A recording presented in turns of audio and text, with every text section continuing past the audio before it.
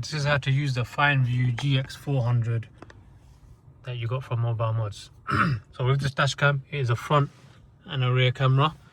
With the dashcam, you do not need to connect your phone to it when you're driving. The only time you need to connect your phone to it is when you want to view the footage. So say something was to happen while you're parked or while you're driving, somebody hit the car and you want to access the footage. What you need to do is first come inside the car, turn the car on. When the car is on, the dashcam will have full power and it is ready to connect to.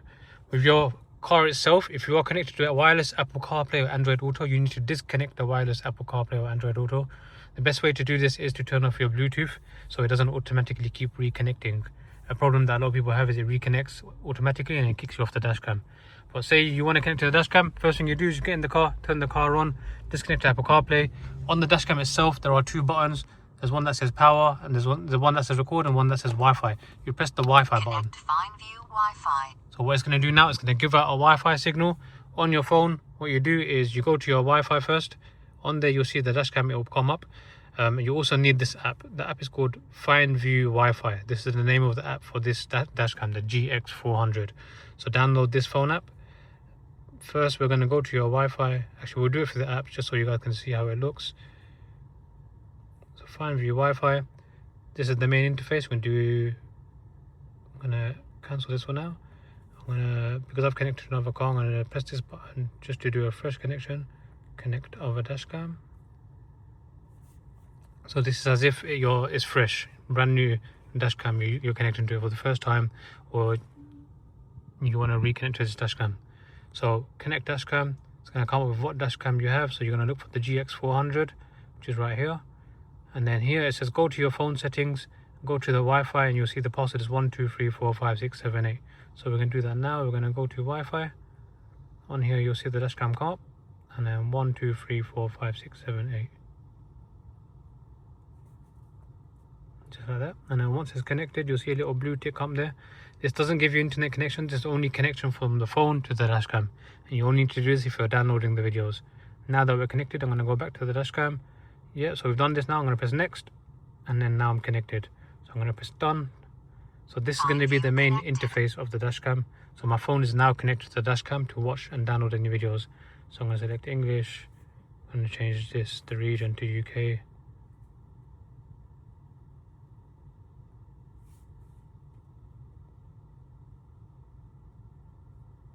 And first thing we have here is live view in the middle. So the live view, you can see the front and the rear angle. So that's the front angle right here. If I tap the screen on the top right, there is the button for the rear. So you can see the rear, the front and the back. If you ever want to adjust the camera front up or down, you can do that and watch it here. Next one here is dashcam file. Playback mode. Stopping video recording. So this is where all of the videos on the dashcam save. It saves onto a memory card, which is on the left side here. So if you ever want to access it, you just turn that switch to the left, which will turn the camera off. You can remove the SD card by pushing it in and it will pop out. And you can replace it if you ever wanted to replace it for a big one, for example. With the dashcam, with the SD card that comes with the dashcam, it's a 64GB SD card. It has roughly around 4 to 5 hours worth of drive and recording footage inside it. Once it is full, it's going to loop record. It's going to delete the oldest video and record on top of itself. You do not need to delete any videos. If something was to happen, you need to download it before it does overwrite itself.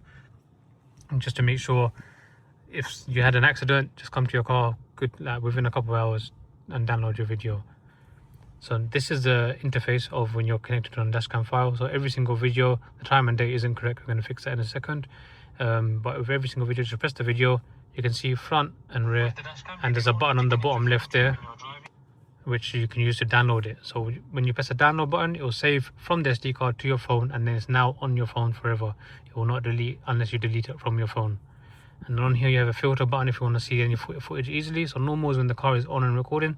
Event if the car is hit while parked. Manual recording, if you press the button on the left, what it does, it records the last 10 seconds.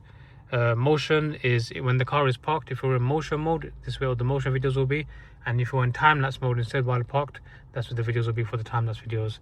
So if I go back now, we're going to go through the settings really quickly. So the settings are quite straightforward. First is mic and sound. So microphone, me speaking right now, the dashcam's recording my voice. If you want to mute it, you can tap the button. Sound, you can hear the camera making some sounds. If you ever want it quieter or just mute it, you can also do that. Then we've got time. So first thing I'm going to do is just change the time zone to match the phone time. The next thing I'm going to do is environment. Change that to miles per hour. You have speed display here as well, so when you're watching the videos on the top, it shows the miles per hour that you're doing. If you do not want to show the speed on your videos, you can turn it off. Camera, all there is there is HDR and brightness, which is not really needed. Memory card, the only thing you can do here is format the memory card. Record is quite important, so driving recording when the car is on is standard. Event sensitivity, I would usually turn this to off, so every time you hit a speed bump or something, when the dashcam feels that vibration, it doesn't think you have an accident, so I just prefer it off. But while parked is a different story. So when the car is parked, you have options of motion, time-lapse, power saving, or off. So motion, when the car is off, the camera is also off. If somebody walks in front of the car, the camera will turn on. If somebody hits the car, the camera will turn on. Time-lapse, when the car is off, the camera is always on. It's recording in fast time-lapse mode. If somebody hits the car, record as normal, then it will go back to time-lapse mode and carry on recording.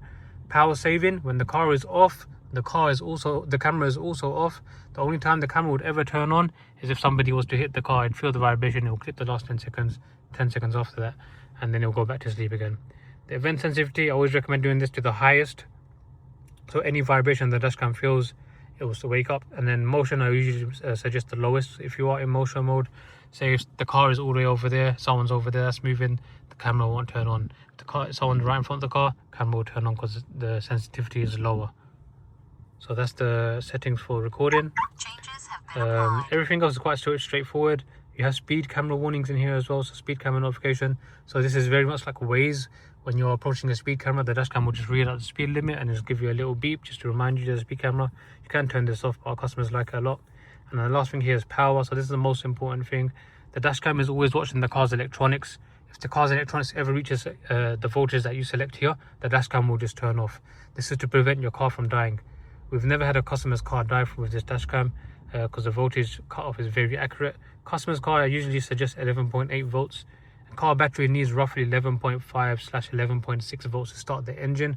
So if you do 11.6 volts, we will get a longer parking time, but you are at risk of your battery dying if you were to park up for a few weeks, for example. 11.8 has always been the sweet spot for me personally. Just bear in mind the length of parking time, it depends on how often you drive, depends on the strength of your car battery. We cannot put a time on it.